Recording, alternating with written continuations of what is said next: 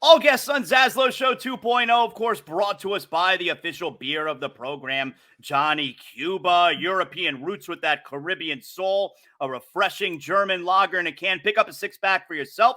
Your local Sedanos, Presidente, Winn-Dixie, Fresco y Mas. Make sure you always drink responsibly. And, of course, don't forget Johnny Cuba's mantra, stay tranquilo. So, obviously, the tournament getting going on Thursday. We got the first four opening round, whatever the hell they want to call the games tonight. Our pal, of course, Nick Kostos. You Better You Bet, Odyssey, Sirius XM, Stadium. You Better You Bet, Monday through Friday, 3 to 7 p.m. He's everywhere these days. Nick, how are you? Good to see you. What's going on, brother? Great to be back on with you. How's it going? Thanks for having me. Everything is good. So I'm excited to talk to you again because I wanna ask you a little bit about wrestling. We got WrestleMania right around the corner. Obviously, I want to get some picks as far as the tournament goes, but I'm going to start off here. Let's do a little bit of NBA here. Let's get some thoughts from huge New York Knicks fan, Nick Kostos. Are you worried right now about the injury situation with the Knicks? Because when they made the original trade for Anunoby, I honestly believed this was a Knicks team that could do some damage in the East. I think you got to be a little bit worried right now, right? Well, I think they did beat Golden State last night, which was awesome. Like, great performance by the Knicks without Randall, obviously, who's been out for a while. And then Anunoby. They beat the 10th ranked team in the West. That's right. Well, I mean, the 10th ranked team in the West who has made the greatest shooter of all time. It's not like they beat the Atlanta Hawks, right, or the Chicago Bulls, like the 10 seeds in the Eastern Conference. They did beat Golden State on the road, so an impressive win on Monday night for the Knicks. I guess the good news with Anunoby is that, you know, Tom Thibodeau had said this is not something that's serious, and they just need to make sure that it's under control, get him some rest so that he's right for the playoffs. And it feels like Julius Randle's going to be back at some point here in the near future. So I'm really bullish and I'm really excited about the Knicks here. And, you know, just with the way that referees and the officiating has changed over the course of the season. Terrible, this officiating. I know the direction you're going in, but oh my God, is NBA officiating awful, Nick? Oh, I mean, look, all officiating's bad. I agree with you 100%. I think it's something that helps the Knicks in a theoretical second round matchup against the Boston Celtics. Yep. And I don't have a lot of faith in Boston to begin with in the postseason. Look what Miami did to them last year as the 8th seed, and obviously went up 3-0, lost 3, but then punked them on the road in Game 7. I'll always have a lot of questions about a team to win a championship whose best player is Jason Tatum. I don't think Tatum's upside is to be the best player on a team that wins a championship. We talk about this all the time on You Better You Bet. And Joe Mazzulla, I don't think Zaslow is a clown as a coach. He's a pretty good coach, but I have questions about him in a big playoff series, like having to play chess with Eric Spoelstra, for instance, right? We saw how that went last year. Not that Tom Thibodeau is Bobby Fischer, but I think the Knicks in a playoff series against Boston, they'd be underdogs, obviously. But I think if those two teams meet in the second round, the Knicks have more than a puncher's chance in that series. And I hope that if the Knicks are going to be the 4, that Orlando stays in the 5th position. I like this Magic team a lot. I don't think they're ready for prime time as far as winning a playoff series, though, against the Knicks.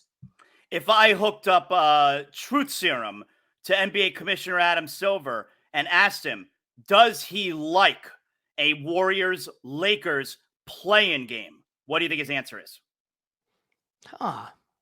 Probably not, because I think these are two franchises that you'd rather see in a 7-game series as opposed to one getting eliminated. So yeah, I would say he'd say, well, it just shows how great the play-in tournament is. I would say no. I would say he doesn't like that. How could you like that? How could you like that? Yeah, I think you want LeBron and Steph Curry. I think you want one of them to find a way to jump up to 7-8 and so that both of them can wind up making the postseason. You want them in an actual series instead of a one-off. But you know what's insane? And look, things can obviously change. And there's New Orleans is 2.5 games out of the 7 seed for the play-in. New Orleans is currently the 5 in the West. And the Clippers have been in free fall right now. They're only 3.5 out of the play-in tournament right now. But if the NBA season ended today, and it doesn't obviously, but if it did, we would have Warriors at Lakers in the 9-10 game. And then the 7-8 game would be Phoenix at Dallas. Crazy. And then the winner of Lakers Warriors would play the loser of Dallas and Phoenix. I mean, we're talking about Luka. We're talking about Durant and Booker, LeBron and AD, Steph Curry. I mean, this is ridiculous star power here, potentially in the play-in tournament in the Western Conference. Just speaks to how stacked that conference is. And in the East, it's, I think the Pacers stink. Miami, I think, is very likely to make the final 8, and then it's like the Bulls and the Hawks. Like, who cares in the 9-10? Well, and you look at the standings there that you just mentioned there in the West. It's almost like you got the old guard in the play-in, and the new guard minus the Clippers, who are like right jammed in the middle there, and you have a bunch of new guard teams who are 1 through 6. It really looks like a change of the guard in the Western Conference. Well, yes and no. I would say yes because, like what you said, I think makes sense. No, only because as long as Denver doesn't sustain an injury to one of its key players, and it's really like any of the 5 players in the starting lineup: Jamal Murray, KCP, Aaron Gordon, Michael Porter, Nikola Jokic. Who's beaten Denver? I think they are far and away the best team. I agree. And look, like, Denver against the Warriors in the first round. Let's say Golden State gets the 8. Who's winning that? Denver's going to kill them. Denver will massacre the Lakers if that's the matchup. So, like, look, like those are 2, like a couple legendary players on those teams and 2 marquee franchises. The Nuggets are going to handle either one of those teams. I think the Nuggets would beat the Timberwolves. I don't know if they'd handle Minnesota, but they'd beat Minnesota. I think they would beat Oklahoma City pretty comfortably. Oklahoma City's first real brush with primetime this year. Mm-hmm. And I definitely think they'd beat the Clippers. They would beat the Suns. Like, who's beating the Nuggets right now if everyone's healthy on Denver? So, like, yes and no to the old guard in the West. Yeah, I don't see it either. You and I are on the same page there. Nuggets in the West, and just neither one of us really believing in Boston. Do you believe in Milwaukee? I do not. I do. And I don't love Doc. I don't think a lot of people do as like a playoff coach. But it's Giannis and Lillard. So, like, if Milwaukee plays the Knicks, so let's say the Knicks get Boston, right? The Knicks beat Boston in the second round, and it's Milwaukee and the Knicks. I have to be honest here, right? The true serum thing, right? I'm a Knicks fan. The Bucks have the best 2 players in that series, and I love Jalen Brunson. I don't think it's an insult to Jalen Brunson to say, like, at his best, like, you probably trust Lillard more in the closing moments of a playoff game than you do Jalen Brunson. And look, like, if the Bucks had Lillard last year against Miami, the Bucks win that series. Again, that's not meant to insult the Miami Heat. But think about all the late game collapses Milwaukee had in that series, and that didn't have Giannis for a couple games. I mean, Milwaukee wins those games with Lillard. So yes, like, Doc stinks. Like, I understand. Also, you have Giannis and then you have Lillard to close out games. So I am a believer in Milwaukee, I think, right now. And I feel really confident about Denver to win the West, less confident in Milwaukee to win the East. But I think the NBA Finals matchup will be Denver and Milwaukee. How mad do you think Celtic fans are going to be this year when the Heat beat them again? I don't know if the Heat will beat them again this year, but I think they'd probably be pretty upset, would be my guess, right? They'd probably be pretty angry. Do you have what are your first memories of the NCAA tournament? For me, I was like 9, like the first time you noticed the tournament as a kid. For me, it was when Duke finally overcame UNLV. Early 90s. That was when I first noticed. And that was when Duke first became a title team. It was the early years of Krzyzewski. That was when I first noticed, oh, this is a really cool thing. I have the same exact answer. Like, I don't really remember when UNLV destroyed Duke the year before, when UNLV won the national championship with Larry Johnson and Greg Anthony and the Plastic Man, Stacey Augmon, and obviously the Sharks, Jerry Tarkanian. But I remember watching the next year when Duke destroyed UNLV then in the Final Four game in the national semifinal, and then ended up beating Roy Williams in Kansas, right? And Coach K versus Roy Williams when Roy Williams was at Kansas. So that's the first NCAA tournament that I really remember watching. And then I don't think I did a bracket in 91. I definitely did one in 92. I had Calbert Cheney in Indiana winning the whole thing. And I have a vivid memory of watching the Duke-Kentucky game, which is the Christian Laettner shot, with my dad. My dad had picked Duke to win it all in his office pool bracket. His boss, a guy named Perry, had picked Kentucky, and that was the regional final. And it felt like those were the 2 best teams, and they were in the same region. And I remember my dad going nuts, and we celebrated when Laettner's shot went in because my dad felt like he was going to win the office pool at that point. So yeah, 91, 92 would be the first real memories I have of the tournament. See, that right there, I think, is a major difference in the men's college game then and now, where you and I wouldn't have that memory if we were that age now. Part of that memory was we knew the backstory of Duke and those kids losing to UNLV, and those kids, because they all stuck around for 2, 3, 4 years. If they all left after their first year, you don't get the story continuing on to the next year. Can Leitner, Hurley, can they knock off Augmon and Greg Anthony and Larry Johnson? That story's over with. It's such a main difference in college basketball today. And back then, I think it really hurts the game, Nick. I disagree with that. And like your fundamental point is right. And like with player movement, obviously like players declaring early for the NBA or not even playing college basketball, the transfer portal.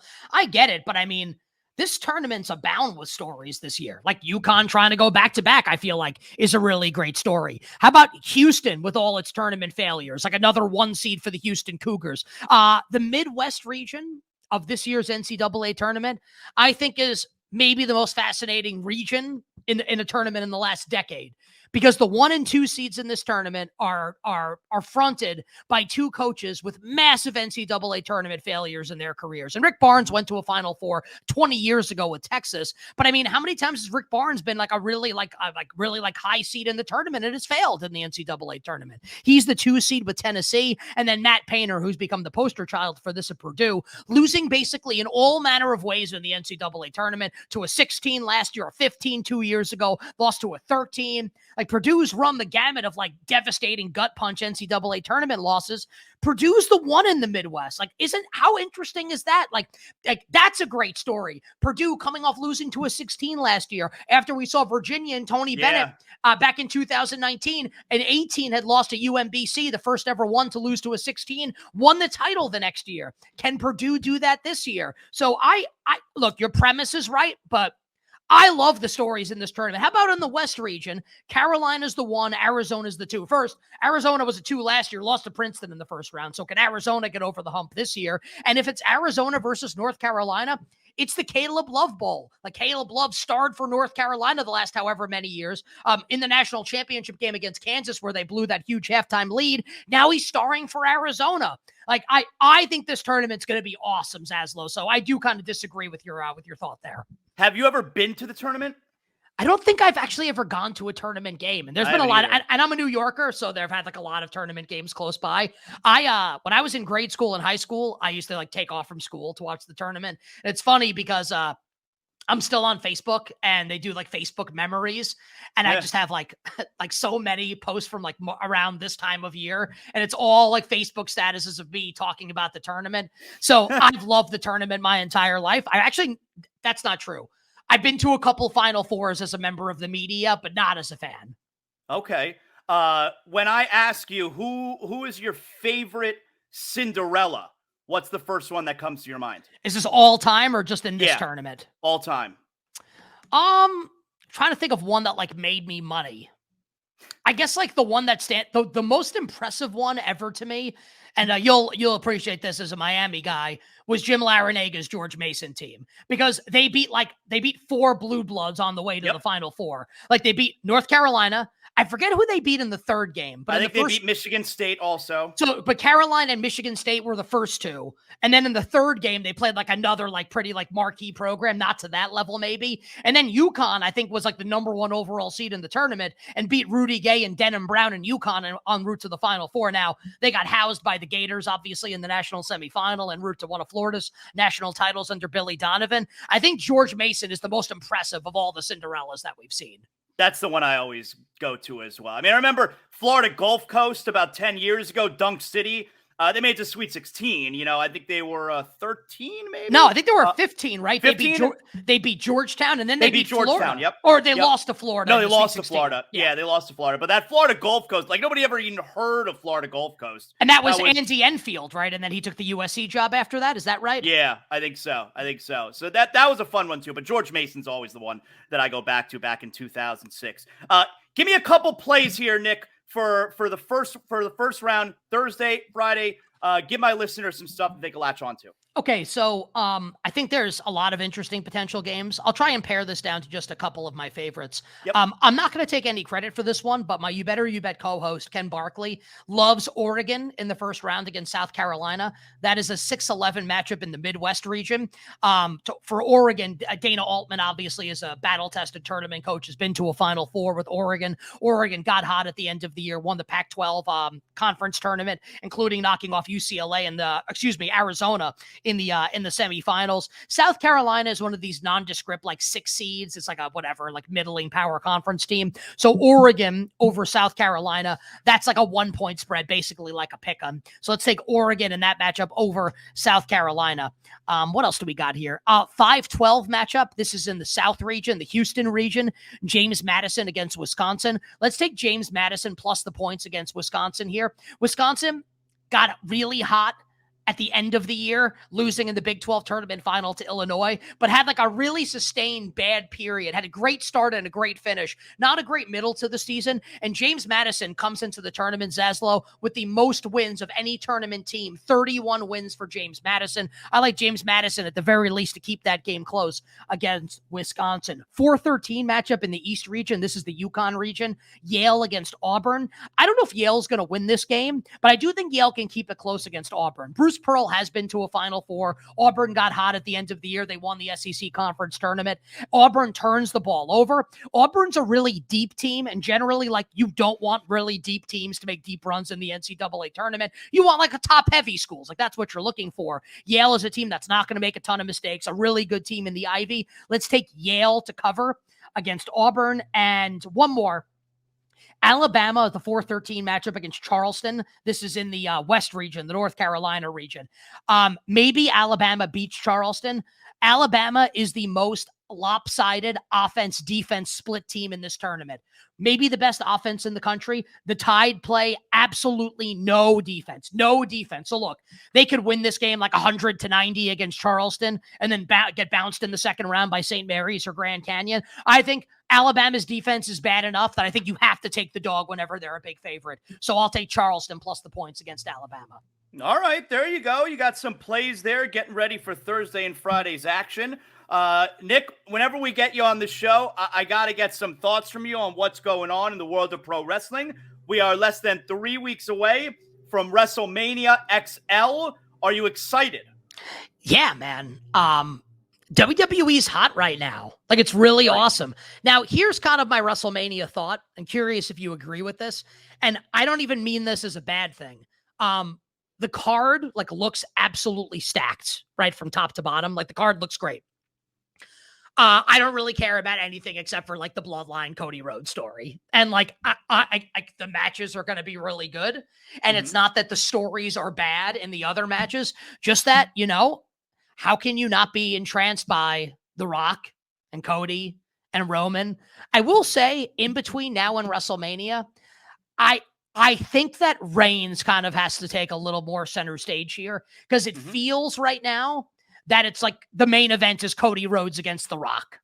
And it's not, right? It's Cody Rhodes against Roman Reigns. And The Rock has been obviously cutting like the great promo. Had the great promo last week on SmackDown, which was pretty amazing. The social media promos have been great. I loved him. And I know that you do some work with our friends at Busted Open, right? So it's like Dave LaGreca. I've known Dave for 20 years. We worked together at Sirius. So we roomed together at the Super Bowl when we both worked at NFL radio. I got a huge kick out of The Rock, like cutting a promo on Dave LaGreca a couple weeks ago, which was awesome. Roman's got to take a little bit more center stage here because he's actually in the main event. I'm sure that they know that, and that will happen over the course of the next couple of weeks. But I mean, I'm most excited for the tag match to end night 1, and then obviously the main event in night 2. And I like the rest of the card, but I do think it's getting overshadowed, not even in a bad way, in a good way, honestly, by the 2 main events on the 2 nights. I have hosted Busted Open before. It's the best pro wrestling show on the planet. Love those guys. And, I think it's part of the plan, though. Now, The Rock is not going to be on TV again until April 1st, the week of WrestleMania, the Raw before WrestleMania. So I think over these next few weeks, you got only Roman. But I think that's part of it, is that they're headed in a direction, I think, Nick, where Roman has to be jealous of The Rock and all this and the center stage, and The Rock calling himself the final boss. How could you be the final boss when I'm the tribal chief? I think this is all part of it, that The Rock is really the center stage, and Roman, who is going to be super paranoid, is going to start to get weary of all that. So I think this is all part of it. Would you have any idea what's going to happen on Saturday night? If Cody and Seth win, then it's just a regular one-on-one match the next night, Cody versus Roman. If Roman and Rock win, then it's Bloodline rules the next night. But here's the thing, Nick. I have no idea who is going to take a pin on Saturday night. I sure as hell don't think The Rock or Roman are getting pinned on Saturday. I think the best chance of getting pinned is Cody on Saturday. I think because look, like the match. So look, like wrestling's fake, and I love it. I don't even mean that you're fake. What's the matter with you? It's predetermined. Whatever. Like, I love it. I've loved it since I was a kid. Like, we're talking about, I love it. I don't mean that as an insult, but I think you kind of have to view things through this prism. It's predetermined. So it's not like sometimes you'll get like this great, the AFC and NFC championship games, and you say, wow, like, wouldn't it be awesome if we got like Rodgers versus Brady in the Super Bowl? And then like Rodgers loses in the NFC championship game, and then like the Super Bowl's like not as fun as WWE can actually do that. WWE can do that. Like, you can get Rodgers versus Brady in the Super Bowl. So and you know me well enough to know I don't mean fake or predetermined in a derisive way. Just that it's predetermined to make it as good as possible. So what's better? Is the main event on Sunday night better with the threat or the specter of bloodline interference? Totally. Has to be. Or is it better without the specter of bloodline interference? Yeah. So it makes no sense for Rollins to eat the pin when he has to face McIntyre the next night. Cody Rhodes loses nothing to get pinned in the main event on Saturday night, assuming that he's going to win on Sunday night, right? Okay, so you see, so does that mean you think that Cody's winning Sunday? Because I do not. I have to tell you something. If Reigns wins, he's going to win. I am going to laugh my ass off if Reigns wins. I think it would be so funny if they did that. I don't think he's going to win. My prediction right now, and I've reserved the right to change my mind, I think The Rock screws him and like Rock costs Reigns the title and Cody. You think that Cody, the way Cody finishes his story though, is by getting help? See, I don't buy that. I don't know if it would be help necessarily, or maybe like The Rock like won't help Reigns in like a bloodline rules. Like maybe like Rock will come into the ring and maybe like slap Roman in the face and walk out, and Cody ends up winning. Because I think like that's what's logically next, right? Is Rock versus Reigns? Eventually, yeah, for sure. What do you think's going to happen? I think Roman's going to win. I think Roman is still the champion. I think they desperately want him to pass Hogan. So I think Roman's going to win. They're close. They're like 6 months away from him. I don't think they care. Just my opinion. Oh, I think they care very much. I think they want their modern stars the way Gunther just passed Honky Tonk. I think they want their modern stars at the top of all of these lists. Do they talk about Hogan at all, though? Like, do they talk about Rock? Because they referenced that the only guys who've held the belt longer, Hulk Hogan, Bruno Sammartino. Yeah, but and you watch this on a closer basis than I do. I feel like they talked a lot about Honky Tonk's record with Gunther and that Gunther was trying to pass it. I don't feel like they do the same thing with Rock. No, you're right. You're right about that. You're right with about Reigns that. and Hogan. Excuse me. You're right about that. But I think Roman is beating him. I think Roman is still winning, and I think we're obviously going to get to a place where it's Roman versus Rock. Cody's. But here's the problem. Did we have this conversation last year? We might have. We did a pre-WrestleMania show last year. Probably. I might have even said like Cody's DOA if he doesn't win the belt. Oh, and look where we are now. And he's even bigger. And to be fair, like, he's not. For all the people who wanted Cody to win last year, where it's like, this is the opportunity, you blew it. Look at everyone now. Do you not wish we were in the place we're in right now? Do you wish that Cody actually won it last year? Of course not. Well, this is like, and Triple H, I think, is influenced a little bit by like Gato from New Japan. This is like New Japan booking where, right? it took like Naito forever, like to win Tetsuya Naito forever, like to beat so much better Okada. Like this. Or it took Omega forever, like to beat Okada. And just when you think like the person you want to win is going to win, like you have to wait a little bit longer. Yes. Yes. So look, I do think Cody's going to win. So if Reigns wins, how does it happen? Like, he doesn't win clean, obviously. I don't know. But I know he's winning. I'm very confident. But if he wins clean, then Cody's DOA. Like, that has to be true. Oh boy, maybe. I mean, because he didn't win clean last year. Right, he didn't win clean last year. Yeah, I think it'd be surprising if he didn't win clean, which is why you got to get bloodline rules. There has to be bloodline rules, and that helps that situation. So, if who do you want to win? I want Roman to win. That's awesome. Yeah, I want Roman. I'm rooting for Roman. I want Roman to win. Okay, so here's okay. It's going to be like a smart crowd in Philadelphia. Yeah. Do you think that the crowd in Philly will be rooting for Roman or rooting for Cody? Great question. I think Cody. And I understand, it's a rough crowd in Philly. They booed Roman out the building when he won Royal Rumble like 5-6 years ago. But that was in an arena for Royal Rumble. That was like 10 years ago, right? It was a long time ago. It was before WrestleMania 31 when he fought Lesnar. So that was 9 years ago. Yeah, you're right. By the way, that's a great match too. Like no one ever taught. That match is great. The Roman and Lesnar match, yeah. Incredible match. It was a great WrestleMania. But that was in an arena. This is in a stadium. And I bring that up because WrestleMania brings fans from all around the world. So you could say it's a Philly crowd. It's a WrestleMania crowd. Okay, I buy that. So I think they're going to be rooting for Cody. I think it will be so funny. And I mean funny, they will have swerved me so hard that I'll laugh if Reigns wins. I would actually love it. It's going to be good shit. Tell everybody how they could hear you and watch you, Nick. Go ahead. Yeah, on Twitter, I'm at the Costos, TheKostos. The show is You Better You Bet. We're on all the time. Weekdays, 3 to 7 p.m. Eastern. I will say, for people that are interested this week in content for the tournament, we are doing special shows Thursday and Friday from 9 a.m. to noon, not our normal show time. We're doing like betting pregame shows for the tournament Thursday and Friday before the games start 9 a.m. to noon. And we're on this Saturday morning also 8 to 10 a.m. Eastern time. We're on Sirius Channel 160, XM Channel 205. We are carried by Stadium, the Odyssey app, YouTube, Twitch, and on radio stations nationwide. You're everywhere, Nick. Appreciate you, man. Always love catching up with you. Thanks a lot, pal. You got it, buddy.